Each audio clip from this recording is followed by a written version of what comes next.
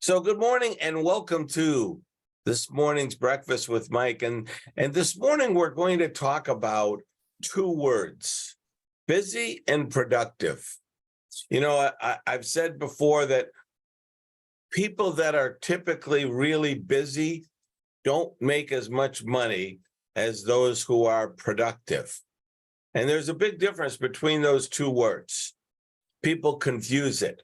Most realtors would rather be busy.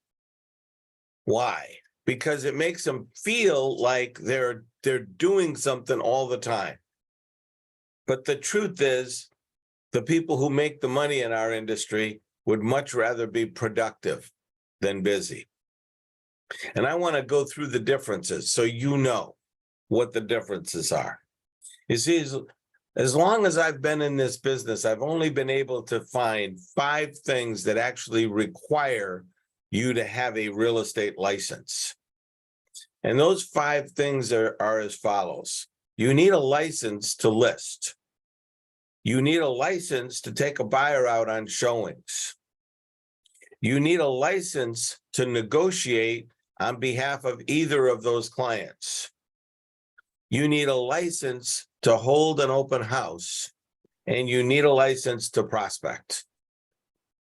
In over 30 years, I haven't found anything else that requires a license. You do not need a license to go to a home inspection or an appraisal. You don't need a license to do the research for a market analysis. You don't need a license to set up showings, okay? You don't need a license for those things.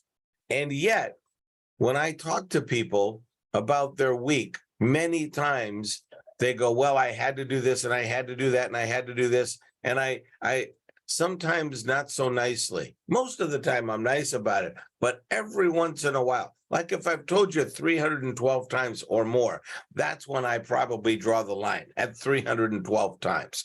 And I've got some people that have crossed over that line. You don't have to do anything other than those 5 items. You need a license to list. You need a license to sell. You need a license to host an open house. You need a license to negotiate, and you need a license to prospect. Everything else involved in the real estate industry can be delegated. You can have someone else do it for you. Some people say to me, oh, our office requires me to be at closings. No, it doesn't. It requires somebody, maybe, to be at the closing, but it doesn't require you. And if we learned anything during those 2 or 3 years that we had COVID, we learned that we are not needed at the closing. Closings happen, whether we're there or not. So when people say to me, no, I have to be there. Really? So how many closings did you actually attend during the COVID times? And by the way, people go, well, there weren't as many. Yes, there were. There were more. That period of time, there was not one expert out there, so-called expert. There was not one who predicted that when COVID hit, the market would explode the way it did. Nobody predicted that. And we had many conversations, student, teacher, coach, many conversations about how we were going to get through this. Because a lot of us believed that things were going to get really slow until this passed through. And exactly the opposite happened. We were trying to figure out how to do showings when you couldn't get in the house. How to do a listing appointment when the seller wouldn't let you in. We were trying to overcome those things. And then when the market just exploded on us, guess what? People that wanted to move found a way. But in most cases, when it came down to the very end, you didn't attend closings. Oh, people go, no, I was there. Really? Where? Out in the parking lot in my car. I've had that one, heard that one many times. I was sitting out in the car waiting for them to come out. Yeah, that shows how useless you were. I learned how useless I was at a closing early on in my career. I guess I can call it luck, because this attorney happened to be in Connecticut. We close with attorneys. I know some of you are from New Jersey and you close with the title companies, but we in Connecticut and some other states, we close with attorneys. And I'll never forget this. I showed up with a client, and I was asked to wait in the waiting room while the attorney worked with my client to sign all the documents. I thought, well, they'll bring me in when the sellers show up. Nope, didn't do it then either. About halfway through, they sent the paralegal out, asked me to witness the signatures. I said, I can't witness the signatures. I don't know who's in there. They weren't real happy with me when I said that. But what I learned was it closed and I didn't need to be there. There was absolutely no reason for me to be there. Now, I know some of you will say, well, I'm there to support my client. No, you're not. And by the way, they don't care. They just want to make sure that they close. And the only reason you're there, let's be honest, you've already spent the money. Many realtors, the only reason they go to a closing is because they need the money. And so guess what? They show up so they get their check. I had arrangements with the attorneys in the area that when I had a closing, they sent their paralegal over to my office with our check. Maybe you can't arrange that kind of thing.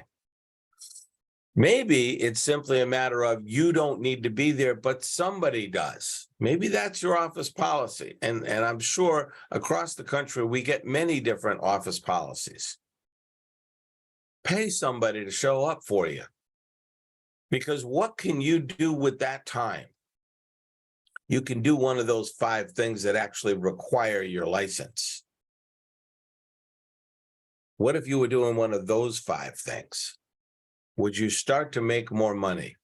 What if every day you started out like some students that I have one student that says, every day I start out with this thought in my mind, I'm unemployed, I need to go find a job.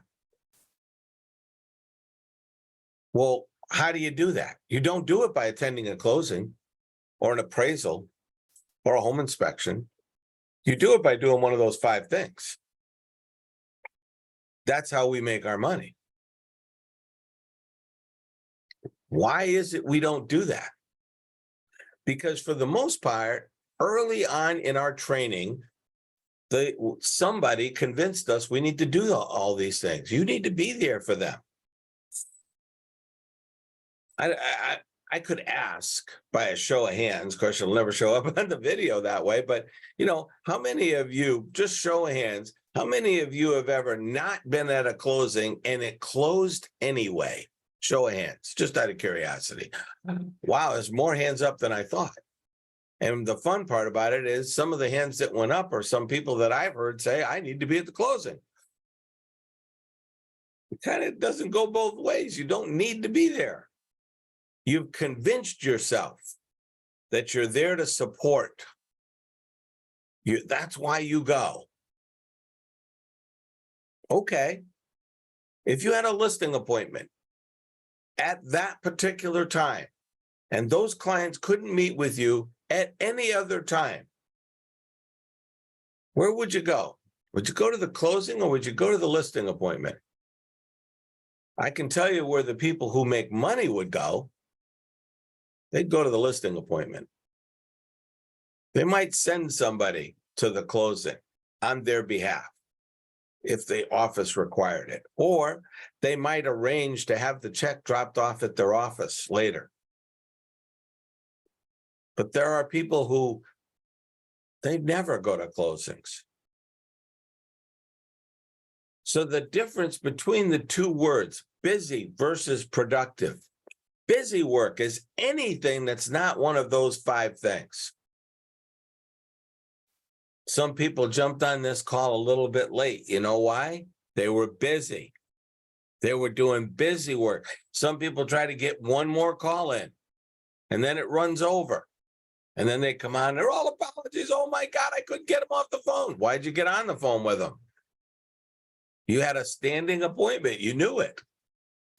Well, that was important. Okay. I can't tell you how many times I've called a realtor and I hear this. Sorry, I can't take your call right now. Leave me your name and number. I'll call you right back. And I have this vision that the customer is sitting there with their phone looking at it going, well, you said you'd call right back. Because to them, right back is right back. That's not, right back is not that to you, but it is to them. Matter of fact, there were studies done that show that when you leave a voicemail message like that and somebody calls, they're expecting a return call in less than 3 minutes. Biggest percentage of them are expecting a callback in less than 3 minutes. How many of you actually meet that criteria? Don't raise your hands, because I already know the answer. If you're going to leave a voicemail message, maybe the voicemail message should tell people when you plan to call back. If you were on a listing appointment and your phone went off, would you take the call? By the way, if you even consider that, you need to rethink how you're doing things. Be where you're at when you're there. Maybe you should write that down. Be where you're at when you're there. I don't remember who I heard say that, but boy, it's such a true statement. Right now, this is where you are. Period. This is where your focus should be. Period. Why? I don't know. Maybe you're going to hear something that could change your career. I know many times that I went to seminars and listened to speakers where they would say something that all of a sudden I started to implement. I talk to people that go to conventions all the time. The biggest problem they have is not what to implement. It's how many things they can implement right away. Every time you go to a convention, you come back and oh my God, I got 17 different ideas. Where do I start? With one. Let's see if we can implement one at a time. But people get so tied up in all the busy work. Busy versus productive. Productive is one of those 5 things: list, sell, open house, negotiate, prospect. If I'm doing one of those 5 things, then I'm going to make money. I have somebody that I'm working with right now who has committed to scheduling one appointment every day. It sounds simple, but it's not. Well, maybe it is. It's simple. It's not easy. But scheduling one appointment every day, whether it's a buyer or seller, scheduling one appointment every day. What would your life be like if you had something scheduled every day with somebody who can sign something? What would your life be like? But you see, we don't do that. We focus so much on the busy work that we don't get to do the productive work. I remember years ago, I heard the number one reason, well, not the reason most people get into real estate, you know, that you've heard this, the freedom, flexibility, and the promise of untold wealth. And the problem is that most agents focus so much on the freedom and flexibility, they never get the untold wealth. Why? Because they're not disciplined enough to keep doing one of those 5 things. I've said for a long time that when you reach a certain level, you need administrative help. I remember having this discussion with one of my students, and it took me at least 2 years to convince them that they needed administrative help. And now that they have administrative help, when that admin person leaves, because they've been through a few, they panic. They can't believe what am I going to do? I can't do all this stuff.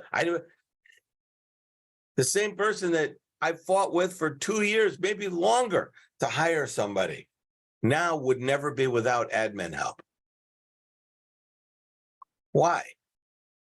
Because if I can keep them focused on doing one of those 5 things, they don't have time to do all the busy work. So they need somebody to do it. A number of years ago, I tracked the amount of time my students spent researching for listings, how much time they spent on the listing appointment, how much time they spent servicing it, right straight through to closing. We tracked it. We tracked all of the hours they invested. And I did this over it was probably a 6-month period. I looked at how much money they made versus the hours they put in. And I came up with an hourly rate. You know, if I asked you, if I was recruiting and I wanted to bring you on as an agent, and I said to you, listen, I will guarantee you a $100,000 salary. How many, show of hands, just curiosity, how many of you would take the job for $100,000 cash right now? Okay, I see a few hands that went up. So the hands that went up, I'm going to ask a follow-up question. What if your monthly bills was $200,000? Now would you take the job for $100,000? No, and yet we do. And we don't even get promised $100,000. As a matter of fact, very few people make that kind of money in the first few years that they're in the business. Very few. So why do we take the job? That promise of untold wealth. That's all it is. Okay, I know how you can get the untold wealth. Focus on the 5 things. When I was done tracking, here's what we learned. My average listing agent made $1,100 an hour for attending listing appointments. They didn't even have to get the listing because we included everything, whether they got it or they didn't. And then we added up all the hours and the money they made. We came up with $1,100 an hour. So let me ask you this. What did you do yesterday that was worth more than $1,100 an hour? Because unless you can tell me it was worth more than $1,100 an hour, you should have been focused on the 5 things and not the busy work. But we get so caught up in the busy work. I run into this constantly. I had somebody the other day. I said, how was your week? Great, got 2 listings. Awesome. So what's on the agenda today? Oh, I got to do pictures. I got to do this. I got to do that. Wait a minute. Why are you doing that? That's busy work. You make $1,100 an hour when you're doing one of those 5 things. Why are you doing the things that you could pay somebody $20 an hour to go do? Well, I got to. I have to. Why? Well, I have to. I mean, that's the way it works. I have to. Why? Answer that question for me. Why? Well, I can't afford to hire somebody. You can't afford not to. If you're making $1,100 an hour, how many people could you hire to do your admin work, to do your photos, to go to closings for you, to go meet with an appraiser, a home inspector?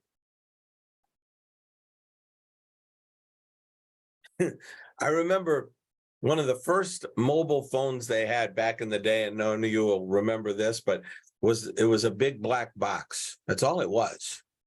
And you had to carry around the whole box to be able to make calls. And I remember when I would have a home inspection, what I did is I went down to our local high school and I found people that had to do community service stuff. The juniors and seniors have to do that. And the difference was I paid them.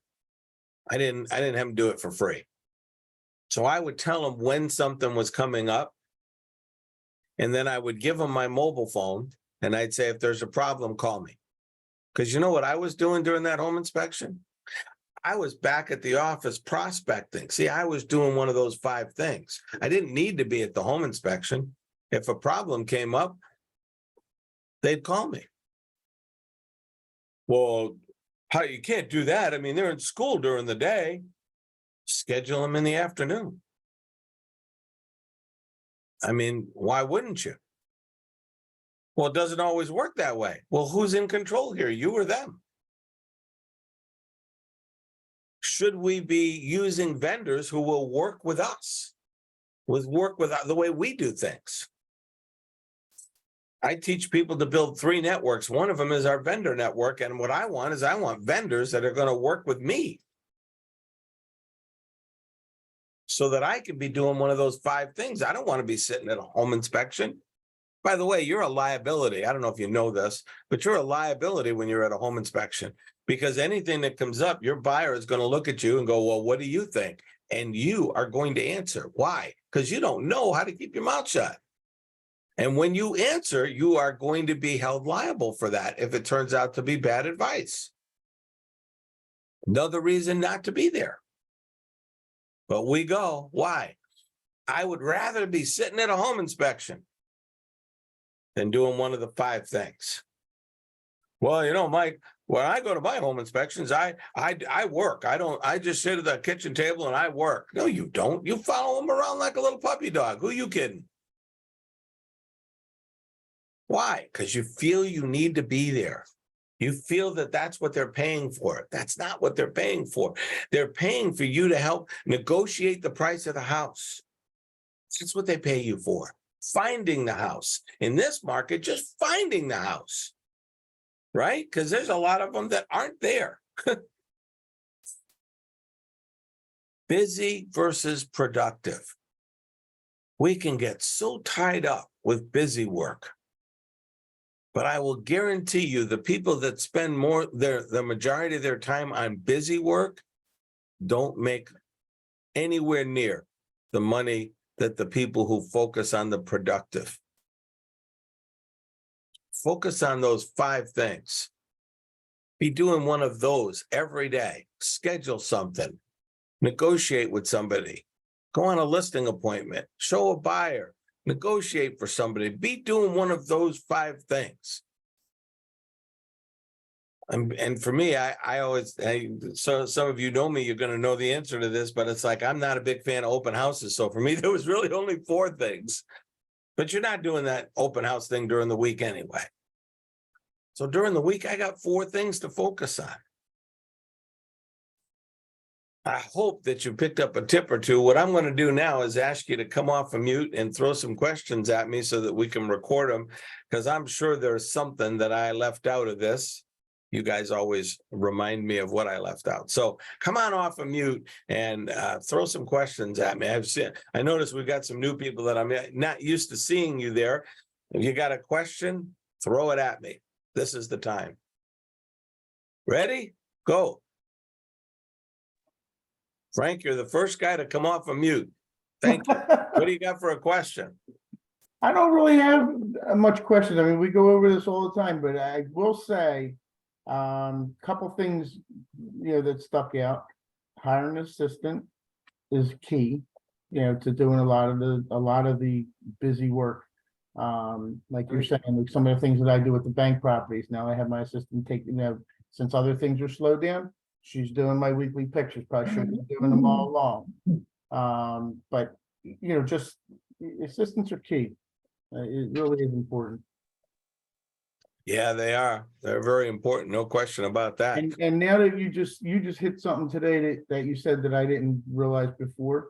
When I'm doing these BPOs and all the other things that we do, I didn't realize the assistant was allowed to pull your comps and things for you. So that may be another thing another task that she has for me when I have things like that, coming up. And all I have to do is plug the information in on it and verify it all. But so that was definitely something that I picked up today too.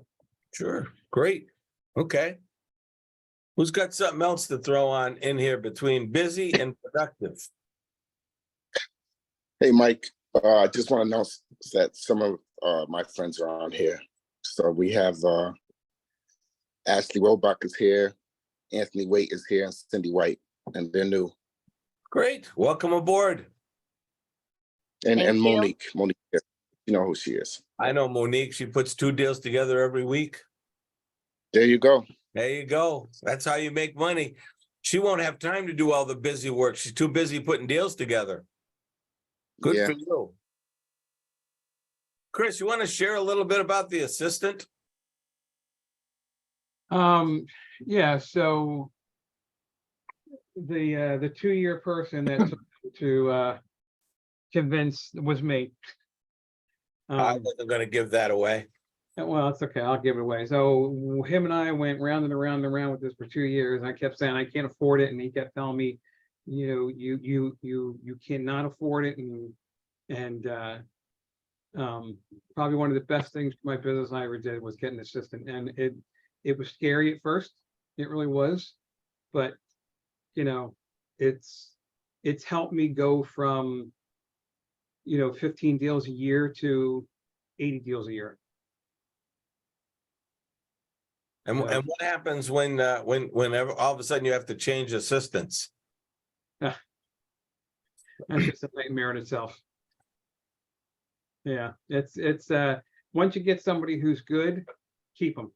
Make sure you pay them, make sure you give them raises, make sure you give them bonuses. I mean, do everything you can to keep that person, because it's so hard to find somebody who is good. And I don't do anything. I mean, when I say I don't do anything when it comes to the computer. She does everything: the contracts, the MLS listings, the photos, the write-ups, the addendums, my marketing, my mailers. I mean, she does it all. And when you're missing them, you realize how much they really do, don't you? I hate when she takes those 2 weeks vacation. Yes, absolutely. Yeah. Yeah. Those are usually 2 weeks that our one-on-one conversations are always interesting.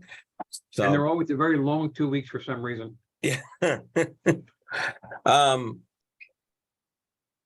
Larry, we've talked about busy versus productive many times.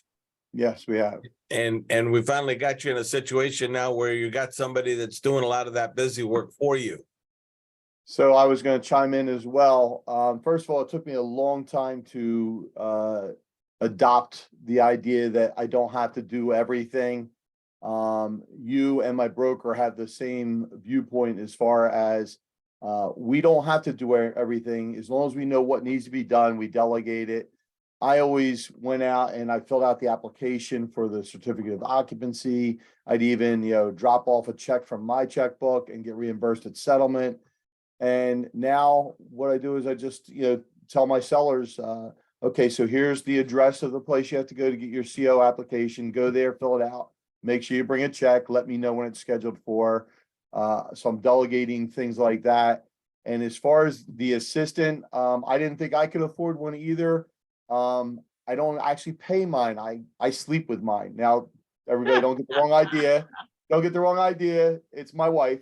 Okay. And she just put her notice in this past week with her boss that she's only coming back to work 1 day a week at the hospital where she works. And the rest of the time she's going to be my assistant, my admin. So yeah. And I since she started working with me, I don't know how I was doing it before. I guess I wasn't doing it efficiently before. And now all the stuff she's handling for me gives me so much more time to prospect and stuff. So The key is to take the time and they're giving you time back. One thing they're not making any more of is time. We all get 168 hours in a week. And it's what we use that 168 hours for that determines what our income will be. So, you look at it, 168 hours, that's a lot of time. Sure it is. But that also includes all the personal time, sleep time, everything. Okay. That's the 168. When you look at your actual business time, how many hours? If I followed you around for a week, how many actual hours are you doing something productive? Or how many hours a week are you doing just stuff? If you looked at that and you said, okay, if I took that time, if I hired somebody to do the stuff and I took that time and I invested it in one of those 5 things, how much more money could you be making? $1,100 an hour. It adds up really fast. So I love what Ray's doing. Ray, since you started, trying to make sure you have an appointment every day, have you seen a percentage increase of houses going under contract, closings? Have you tracked anything? The more prospecting, the more money. And that formula doesn't change. Top producers produce in any market. You can have as much business as you want. I remember a statement Floyd made many years ago that there's two types of agents out there. That are agents. There are agents that are market driven, and there are agents that are market proof. And the agents that are market driven depend on the market for their success. But the agents that are market proof will succeed in any market. And if you look at the people who always tend to be at the top of the list for the producers in your area, you will see they produce in any market. Do they have slow periods every once in a while? Well, of course, everybody does. But then all of a sudden, I'll have a conversation with somebody who's been slow, and all of a sudden they'll say, man, it all just came together this week, put 4 deals together, picked up 2 extra listings. And next thing you know, they're going, man, I'm back. What was that movie with Fast Eddie Felson? Not the first one, but the second one, when he turned around, and the last thing is when he breaks the rack and he's like, I'm back. That's the feeling you get when all of a sudden all of your work, just everything comes together. And sometimes it's a lot of work. But when it comes together, boy, it's sweet. Isn't it, Mark? I'm currently watching The Wire, and the game is the game. So there's no have to deviate from what we're talking about here. There's no online system. There's no talking house. There's no glitz that is actually going to translate into money. The fun stuff we do, like our bottle openers and our bookmarks and things like that, it's good, but they're not money makers. They're really just keeping you out there and keeping you with a little bit of attention. But the game is the game. Yeah. Damn, spoken like Marlo and the Barksdales. You didn't know Avon was my cousin? I know now. All right, I'm going to turn off the recording and just give you a second in case anybody had something they wanted to throw in that they don't want on the recording.